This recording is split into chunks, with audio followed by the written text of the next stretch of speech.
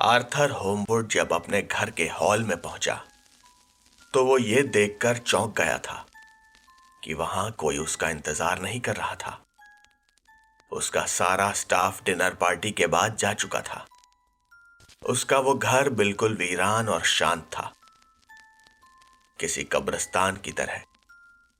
उसकी बीवी की प्लान की गई उस डिनर पार्टी के खत्म हो जाने के बाद उसे उम्मीद थी कि बेथ अगले हॉल में उससे नाराज होकर बैठी होगी, पर उसकी नामौजूदगी भी बहुत कुछ कह रही थी। आर्थर को लगा था कि वो शायद अभी भी उससे बात करना नहीं चाहती होगी। उसका बटलर वेंटवर्थ, कम से कम उसे तो यहां आर्थर के आने तक होना चाहिए था, अपने मालिक का कोट, हैट और छड़ी पकड़ने के लिए। आर्थर को लगा कि बेथ ने वेंटवर्थ को शायद वापस भेज दिया होगा। उसने शायद ऐसा आर्थर को सबक सिखाने के लिए किया होगा। आर्थर की गैर मौजूदगी से पार्टी में बेथ की बेइज्जती हुई थी। यह शायद बदला लेने का उसका एक तरीका था। लूसी के क्राइम सीन की वो तस्वीरें बार बार आर्थर की यादों में ही घूम रही थी। ये एक भयानक अनुभव था जो उसे याद आ रहा था। पूरी शाम से उसे ऐसा ही महसूस होता रहा था। आर्थर को उन यादों को अपने दिमाग से मिटाना ही था। अपना कोट एक बेंच पर रखते हुए वो अपनी स्टडी में गया और एक क्रिस्टल ग्लास में थोड़ी सी शराब डाली। ये करते हुए उसने अपनी आंखें बड़ी बड़ी की और उसे एक झटका सा लगा। उसके हाथ से वो ग्लास छूट गया था। लूसी की तस्वीर फायरप्लेस के ऊपर टंगी थी। ये जरूर बेथ नहीं किया था। उसे आर्थर से जो भी शिकायत थी, अपना बदला लेने के लिए वो आर्थर के साथ जो भी करना चाहती थी वो कर सकती थी, पर ये नहीं। इसने सारी हदें पार कर दी थी। उसे बाहर बरामदे में कदमों की आहट सुनाई दी। आर्थर ने आवाज लगाकर पूछा कि कौन है। इस पर उसे कोई जवाब नहीं मिला। उसने फिर से कहा, बेथ, ये तुम हो क्या? फिर से कोई जवाब नहीं। उसे कांच से एक परछाई दिखाई दी जो बाहर टहल रही थी। उसने फिर से पूछा, हेलो, हेलो, कोई है?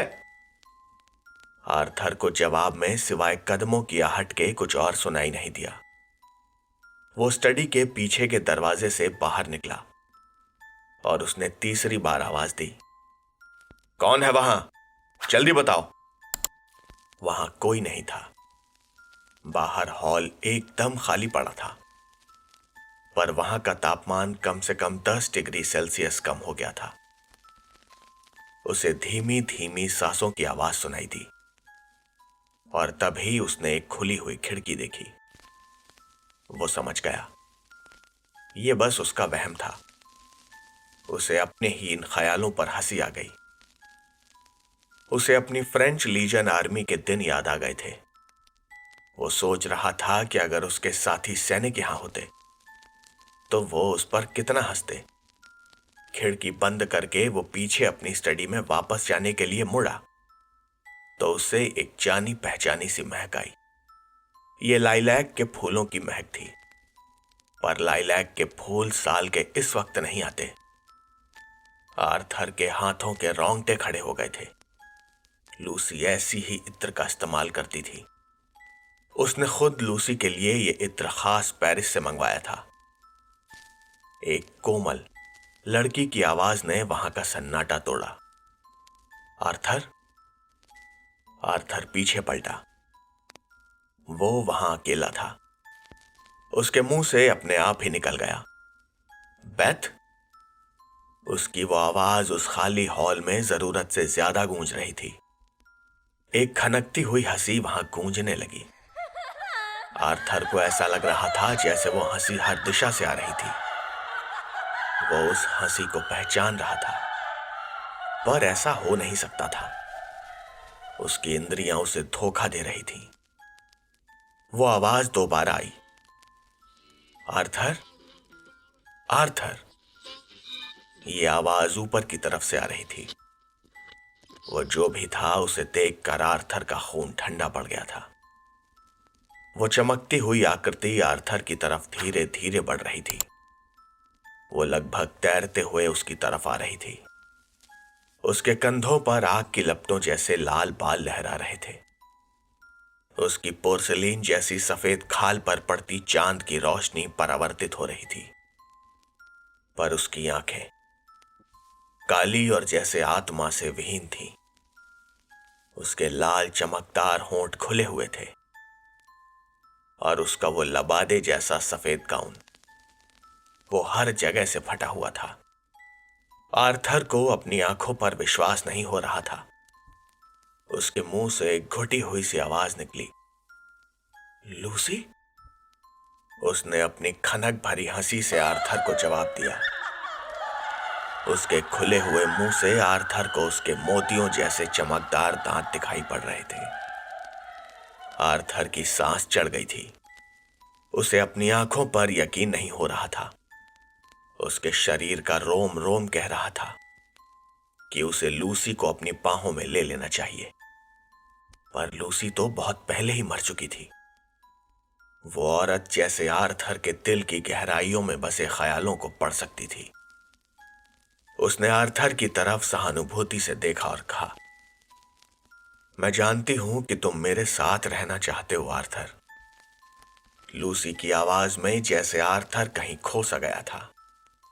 ऐसा लग रहा था जैसे उसका सारा दुख खत्म हो गया हो और पिछले 25 सालों में समेटा गया वो सारा दुख एक ही बार में धुल गया हो। लूसी ने अपनी बाहें खोल दी। उसकी हथेलियों से एक सफेद कुहासा सा निकल रहा था जो कि जमीन पर फैलता जा रहा था। जैसे ही वो धुंध उसके पैरों पर इकट्ठा हुई, वो हवा में ऊपर उठ गई। वो कह रही थी, मौत तो बस शुरुआत है मेरी जान। जिंदगी में इस शरीर के अलावा भी और बहुत कुछ है। लूसी आर्थर की तरफ तैरते हुए बढ़ रही थी, पर आर्थर के मन में शायद कुछ और ही चल रहा था। उसने अभी तो लूसी की कब्र की तस्वीरें देखी थी। लूसी को वहां देखना उसके लिए एक सदमे जैसा था। वो बोल पड़ा, नहीं, ये नहीं हो सकता। लूसी कह रही थी, यहां बहुत अंधेरा है, मुझे अपनी बाहों में ले लो आर्थर। आर्थर नहीं नहीं कहकर एक एक कदम पीछे हट रहा था। लूसी को अंधेरे में नहीं, भगवान के पास रोशनी में होना चाहिए था। वैन हेल्सिंग ने उन्हें यकीन दिलाया था कि उसके दिल में स्टेक मारने के बाद लूसी की आत्मा को मुक्ति मिल जाएगी और उसकी आत्मा सीधा स्वर्ग में जाएगी। अपनी बाहें फैलाए लूसी आर्थर की तरफ बढ़ रही थी। आर्थर दो मझदारों के बीच फंसा हुआ महसूस कर रहा था। वो बेताबी से लूसी के आगोश में जाना चाहता था। ये वैसी ही बेताबी थी जैसी उसने उस रात लूसी के मकबरे पर महसूस की थी। पर आज रात उसके और लूसी के बीच दखल देने के लिए वैन हेल्सिंग मौजूद नहीं थे। लूसी उसके काफी नजदीक आ चुकी थी। उसने अपने होठों पर लूसी के होंठ महसूस किए और अपनी आंखें बंद कर ली। लूसी की छुअन ऐसी थी कि आर्थर को पिछले 25 सालों में पहली बार अपना दिल धड़कता हुआ महसूस हुआ था। पर अचानक ही लूसी पीछे हट गई। पर आर्थर ऐसा नहीं चाहता था। उसने कहा, लूसी, मुझे अपने साथ हमेशा हमेशा के लिए ले चलो। मैं तुम्हारे साथ उन अंधेरों में भी रहूंगा। मुझे अपने साथ ले चलो लूसी। आर्थर ने अपनी आंखें खोली और उसके दिल की धड़कन एक पल के लिए फिर से रुक गई। लूसी का वो खूबसूरत चेहरा सड़न से भरा हुआ था। उसका चेहरा जगह जगह से चटक चुका था। उसकी वो पीली खाल अब बैंगनी रंग की हो गई थी। लाइलैक के फूलों की वो महक कब्र से आती बदबू में तब्दील हो गई थी। उसकी आंखें उसकी खोपड़ी में धंस चुकी थी और उसके वह हसीन होंठ अब पिचक कर सूख गए थे। उसके मुंह से अब उसके वो अनडेड जैसे दांत बाहर झांक रहे थे। आर्थर के गले में झूलती लूसी की बाहों से अब कीड़े टपक रहे थे, जो कि आर्थर के शरीर पर लिपट गए थे। लूसी ने जब अपना मुंह खोला तो उससे शब्दों की जगह ढेर सारे कुलबुलाती हुई इल्लियां आर्थर पर फैल गईं। डर और सदमे से आर्थर एक झटके से दीवार से जा लगा। उसका वो प्यार अब एक बुरे सपने में तब्दील हो चुका था। वो चीखा, मुझ पर रहम करो, मुझ पर रहम करो लूसी। लूसी का हड्डियों से चिपका और जगह जगह से उधड़ा हुआ मांस एक काले तरल में बदल गया और जमीन पर टपकने लगा। उसकी वो खनक भरी आवाज जा चुकी थी। उसके गले से एक खोखली सी आवाज निकली, रहम, वैसा ही रहम जैसा तुमने मुझ पर किया था, मेरे दिल में स्टेक घोंपते हुए। एक पागल वहशी जानवर की तरह लूसी आर्थर पर झपट पड़ी। उसने उसे दीवार से लगा दिया था और उसकी उंगलियों की नोकीली हड्डियां आर्थर की कलाइयों में घुस गई थी। उन हड्डियों ने आर्थर की कलाइयों को चीर दिया था और वो हड्डियां दीवार पर लगे लकड़ी के रोजवुड की तख्तियों पर जम गईं। आर्थर दीवार पर क्रूसिफाई हो चुका था और उसकी दर्द भरी चीखें उस खाली हॉल में गूंज रही थीं। इसके बाद वो लूसी का सड़ा गला मुंह खुल गया और खुलता ही चला गया। किसी भी इंसान का मुंह इतना ज्यादा खुलना संभव नहीं है। उसके वो तेज दांत आर्थर की गर्दन पर गड़ गए। जैसे ही लूसी ने आर्थर का टेटुआ उसके गले से चीर कर निकाला, उसकी चीखें बंद हो गईं। अपने उन आखिरी पलों में आर्थर ने अपनी प्यारी लूसी को अपने खून से नहाते हुए देखा। लूसी! आर्थर एक जोर की चीख मारकर अपने बिस्तर पर उठ बैठा। वो सदमे में था। क्या वो मर चुका था? जैसे जैसे वो अपने होश में आया, उसे समझ आया कि वो बिस्तर पर था। उसने अपनी गर्दन पर हाथ लगाया। कोई खून नहीं, कोई घाव नहीं। ये बस एक बुरा सपना था। आर्थर गहरी सांसें ले रहा था। उसे लग रहा था कि उसे दिल का दौरा पड़ा है। उसने अपने बगल से एक दबी हुई सुबकने की आवाज आती महसूस की। उसने घबराहट में उस तरफ देखा। ये उसकी पत्नी बेथ थी। वो रो रही थी। उसकी आंखों में जलन और दुख दोनों ही थे। ऐसा दुख उसने बेथ की आंखों में कभी नहीं देखा था। वो सोते हुए लूसी का नाम पुकार रहा था। आर्थर सिर्फ कल्पना ही कर सकता था कि बेथ क्या सोच रही होगी। बिना कुछ कहे बेथ कमरे से बाहर चली गई। कमरे का दरवाजा बंद होने के बावजूद बाहर से आती उसके रोने की आवाज कम दर्द भरी नहीं थी। आर्थर जानता था कि उसके कहे कोई भी शब्द बेथ का दर्द कम नहीं कर सकते थे। उसे खुद पर गुस्सा आ रहा था। आर्थर के प्रति बेथ का यह प्यार एकदम सच्चा और गहरा था, पर वो जितना उसे प्यार करती थी, वो उतना ही उसे खुद से दूर करता जा रहा था। वो शायद मरने के बाद भी लूसी को धोखा नहीं दे सकता था। उसने जिस दिन पहली बार लूसी को देखा था, वो तब से ही उसे प्यार करने लगा था। और सिर्फ वो ही नहीं, सब लोग, जॉनथन, मीना, जैक, क्विंसी, सभी लोग लूसी को बहुत प्यार करते थे। जब से जॉनथन कासल ड्रैकुला गया था, तब से ही मीना को अपनी जिंदगी का खालीपन भरने के लिए लूसी का ही सहारा था। आर्थर को अपनी जिंदगी की सबसे बड़ी खुशी महसूस हुई थी जब लूसी ने उसे अपना जीवन साथी बनने के लिए चुना था। उनके सभी दोस्तों ने उन्हें उनके भविष्य के लिए शुभकामनाएं दी थीं। अपनी होने वाली शादी के लिए उसने क्विंसी मॉरिस और जैक सीवर्ट को अपना बेस्ट मैन चुना था। वो शादी जो कभी हो ही नहीं पाई। आर्थर किसी तरह खुद को घसीटता हुआ बेथ के ड्रेसिंग रूम में पहुंचा और खुद को शीशे में देखने लगा। काफी लंबे समय से वो मरना चाहता था। उसे कुछ महसूस नहीं करना था, बस लूसी के साथ उस दूसरी दुनिया में रहना था। ये शायद उसके अंदर का अपराध बोध था, पर वो जितना अपने मरने की दुआ करता था, उतना ही उसे उसके बाद होने वाले अपने अंजाम से डर लगता था। उसे लगता था कि जितने भी लोगों को उसने युद्ध में मारा था, वो सब सही था। उसका मानना था कि भगवान उसे अपने दुश्मनों को मारने के लिए माफ कर देगा। सिर्फ नरक की आग में जलने के डर से ही उसने खुद को खत्म नहीं किया था। वो चाहता था कि कोई और उसका ये काम उसके लिए कर दे।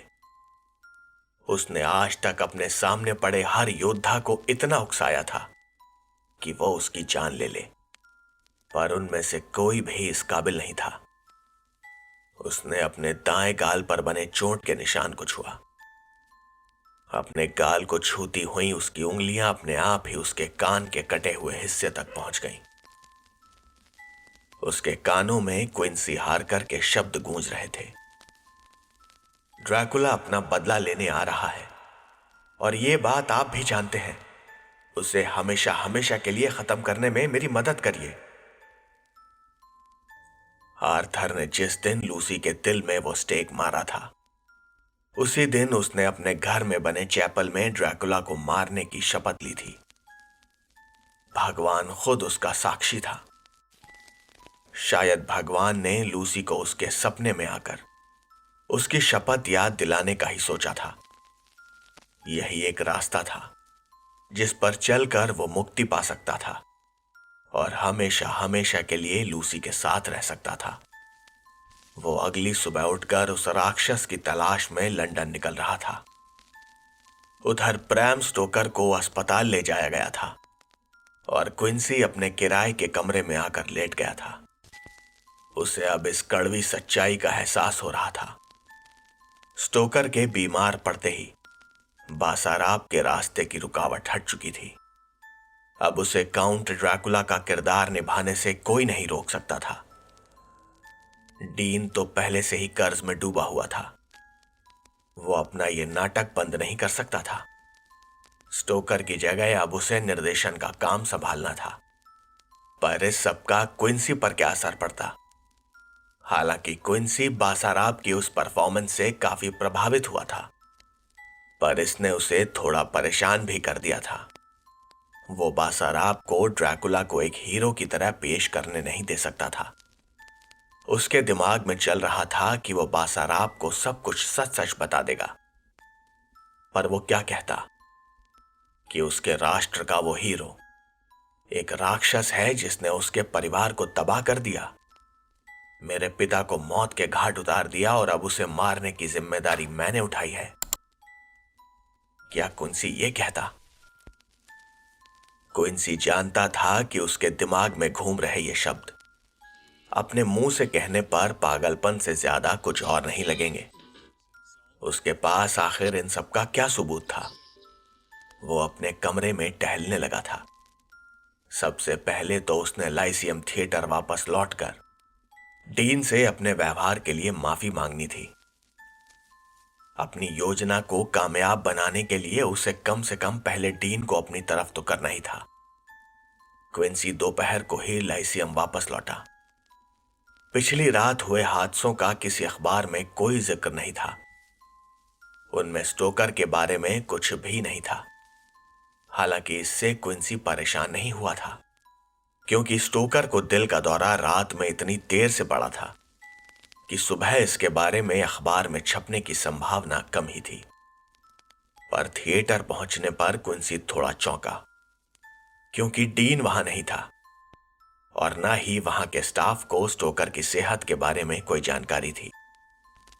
वो डीन के आने का इंतजार कर ही रहा था कि तभी मैनेजर एडवर्ड्स उसके पास आया। एडवर्ड्स वैसे तो एक खुशमिजाज इंसान था, जिसके चेहरे पर हमेशा ही एक मुस्कान रहती थी, पर आज क्विंसी को उसे देखकर कोई खास खुशी नहीं हुई थी, क्योंकि वो थोड़ा चिंता में मालूम पड़ रहा था। उसे डर था कि कहीं डीन ने नाटक बंद करने का फैसला ना ले लिया हो। पर क्विंसी जो सोच रहा था ऐसा था नहीं। एडवर्ड्स ने उसे एक कागज का टुकड़ा थमाया जो कि कोई उसके लिए स्टेज के दरवाजे पर छोड़ कर गया था। उसे लग रहा था कि यह नोट मीना ने ही भेजा होगा। क्विंसी ने थिएटर के स्टाफ को सख्त निर्देश दिए थे कि अगर कोई औरत उससे मिलने यहां आए और वो दावा करे कि वो क्विंसी की मां है तो किसी भी हालत में उसे अंदर न आने दिया जाए। उसे अभी तक मीना पर भरोसा नहीं हुआ था। एक माफी भरे अंदाज में एडवर्ड्स ने कहा, एक बुजुर्ग आदमी सुबह आपसे मिलने आए थे। वो कह रहे थे कि वो आपके दादा हैं। उन्होंने बताया कि कोई पारिवारिक इमरजेंसी है और वो आपसे मिलना चाहते थे। उन्होंने ही आपके लिए ये नोट छोड़ा है। मैं कुछ गलत करना नहीं चाहता था, पर जिस तरह की बातें वो कर रहे थे, मैंने स्टेज मैनेजर से पूछकर आपके लॉज का पता उन्हें दे दिया है। मैंने कुछ गलत तो नहीं किया ना? क्विंसी ने एडवर्ड से कुछ नहीं कहा, पर सच्चाई तो कुछ और ही थी। उसके पास जितना भी परिवार बचा था वो सिर्फ और सिर्फ उसकी मां थी। ये जो भी उसका दादा बनकर यहां आया था वो कोई बहरूपिया था। उसने वो नोट खोला तो उसमें कुछ नहीं लिखा था। वो एकदम खाली था। ये सिर्फ उसका ठिकाना जानने का एक तरीका भर था। अब तक उसे महसूस हो रहा दर्द अब डर में बदल चुका था। रात हो चुकी थी और क्विंसी फ्लीट स्ट्रीट ड्रैगन के सामने खड़ा हुआ था।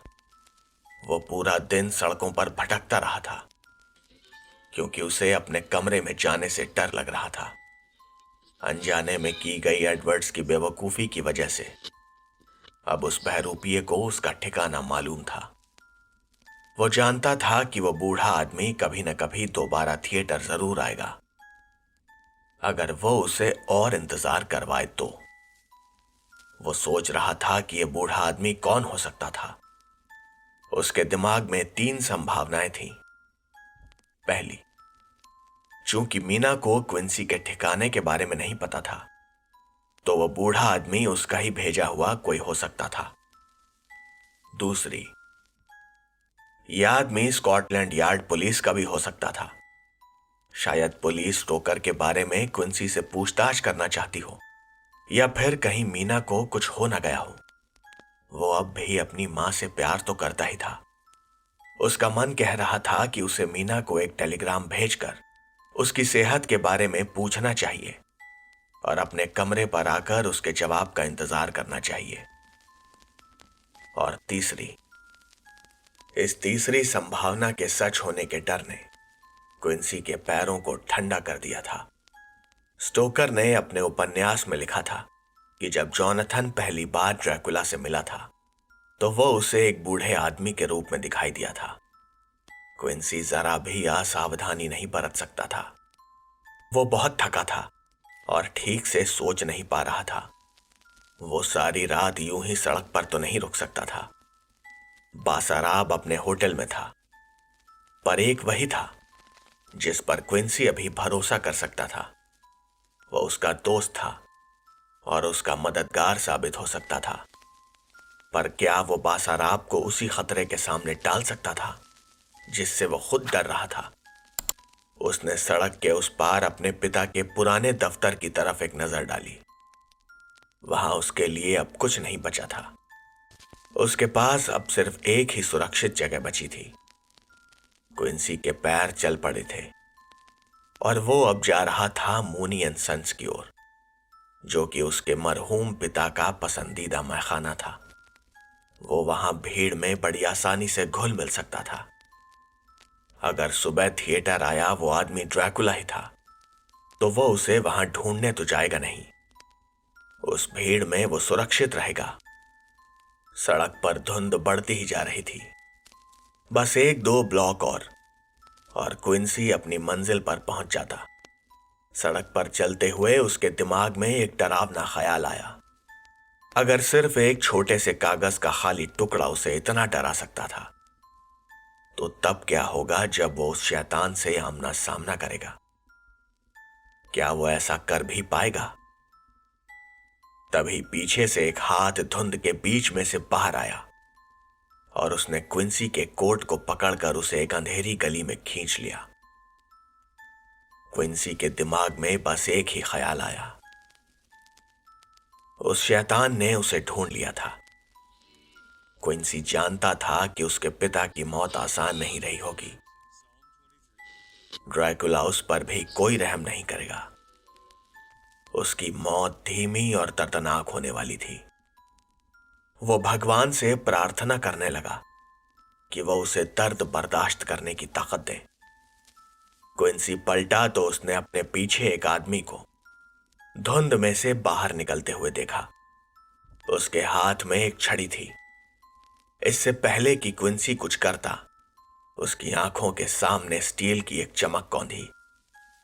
उसने चिल्लाने के लिए अपना मुंह खोला, पर उससे पहले ही एक चमकती हुई रेपियर की नोक उसके गले पर टिक गई। क्विंसी कुछ बोल ही नहीं पाया। उस मध्यम रोशनी में क्विंसी को उस आदमी का चेहरा दिखाई नहीं दे रहा था। उसे तो बस वो चमकती हुई तलवार ही दिख रही थी। अंधेरे में उसे एक आवाज सुनाई दी, तुम्हें पता है मैं कौन हूं? वो आदमी थोड़ा आगे बढ़ा। क्विंसी को अब उसका चेहरा ठीक से दिखाई दिया। एक ही समय पर उसके अंदर राहत और डर दोनों ही तरह के भाव आए। ये बूढ़ा आदमी कमजोर तो था, पर उसके चेहरे पर एक दृढ़ता थी। वो सफेद बाल उसके चेहरे पर लहरा रहे थे। उसने काफी अच्छे कपड़े पहने हुए थे, जो उसके पतले दुबले जिस्म पर जैसे टंगे हुए थे। क्विंसी का वो हमलावर बूढ़ा और बीमार था। क्विंसी को यह देखकर अच्छा महसूस होना चाहिए था कि वो बड़ी आसानी से उस पर काबू पा सकता था, पर उस बूढ़े आदमी की आंखों में कुछ था, एक निश्चय, जैसे वो किसी मिशन पर निकला हो। शायद थोड़ा पागलपन भी। ये बूढ़ा आदमी ड्रैकुला तो नहीं था, पर फिर भी वो खतरनाक था। क्विंसी ने कहा, आप वैन हेल्सिंग है ना? उस आदमी ने कहा, अगर तुम्हें मेरा नाम पता है तो तुम ये भी जानते होगे कि मैं क्या कर सकता हूं। अपने पिता की मौत के बारे में सोचना बंद कर दो क्विंसी। आर्थर होमवुड से उस ठंडी मुलाकात के बाद क्विंसी के लिए यह समझना मुश्किल नहीं था कि उन पुराने जमाने के हीरोज में से एक अब उसे दोबारा अपना बदला लेने से रोकने आया था। पर फिर भी उसे प्रोफेसर के इस तरह अंधेरी गलियों में भटकने की उम्मीद नहीं थी। वो सुबह से उधेड़ बुन में था कि सुबह उसके दिमाग में प्रोफेसर का नाम क्यों नहीं आया। वो अपना सर पीट रहा था कि उसे समझ जाना चाहिए था कि वो बुजुर्ग वैन हेल्सिंग भी तो हो सकते थे। क्विंसी ने वो रेपियर अपने गले से हटाते हुए कहा, आपको मेरी मां ने भेजा है ना? वैन हेल्सिंग ने वो रेपियर दोबारा क्विंसी की गर्दन पर लगा दी और उसे पीछे दीवार पर टिका दिया। वैन हेल्सिंग के चेहरे के हाव भाव देखकर क्विंसी समझ गया था कि ये वो इंसान नहीं है जो छोटी मोटी बहस में अपना वक्त जाया करे। वैन हेल्सिंग ने रेपियर को हल्का सा घुमाया, जिससे क्विंसी के गले से खून बहने लगा। ये बूढ़ा आदमी उतना कमजोर भी नहीं था जितना दिखाई देता था। वैन हेल्सिंग ने कहा, तुम्हारे लिए मेरे पास कोई जवाब नहीं है, बस अंधेरा है। लौट जाओ क्विंसी, अपनी मां के पास। क्विंसी ने अपनी कपकपाती हुई जुबान को संभालते हुए कहा, आखिर वो कौन से राज हैं जिन्हें छिपाने के लिए आप सबने जी जान लगा रखी है? वैन हेल्सिंग की आंखें बदल चुकी थीं। क्विंसी ने जैसे अपनी सांस रोकी हुई थी। उसे शायद इस अंधेरी गली से अपने जिंदा बाहर निकलने का यकीन नहीं था। वैन हेल्सिंग की आंखों में क्विंसी अब एक प्यार करने वाले इंसान की झलक देख रहा था। प्रोफेसर ने कहा, हम में से ज्यादातर लोग अपनी पूरी जिंदगी एक विश्वास पर जीते हैं क्विंसी, उसी पर चलते हैं। कुछ बदकिस्मत लोग जिनके पास कोई विश्वास करने लायक चीज जैसे कि भगवान या फिर उनका पक्का निश्चय नहीं होता। बुरे वक्त में उनकी परीक्षा होती है। ये वो वक्त है जब उस इंसान को अंधेरे और रोशनी में से किसी एक को चुनना होता है, और बहुत से लोग इस चुनाव में चूक जाते हैं। अपनी माँ की खातिर इन सब से दूर रहो और भगवान के दिखाए रास्ते पर चलो क्विंसी। प्रोफेसर की अपने नए शागिर्द को दी हुई ये सीख पूरी हो गई थी। उन्होंने अपने रेपियर को वापस अपनी छड़ी में डाला और वापस उस धुंध में कहीं खो गए। उन्होंने एक बार भी पीछे मुड़कर नहीं देखा। क्विंसी, वो बहुत ज्यादा गुस्से में था। वो सोच रहा था कि वैन हेल्सिंग को जरूर उसकी मां ने ही भेजा होगा उसकी हिफाजत के लिए, पर वो अपनी मां को दिखा देगा कि वो कमजोर नहीं है। वो सबको दिखा देगा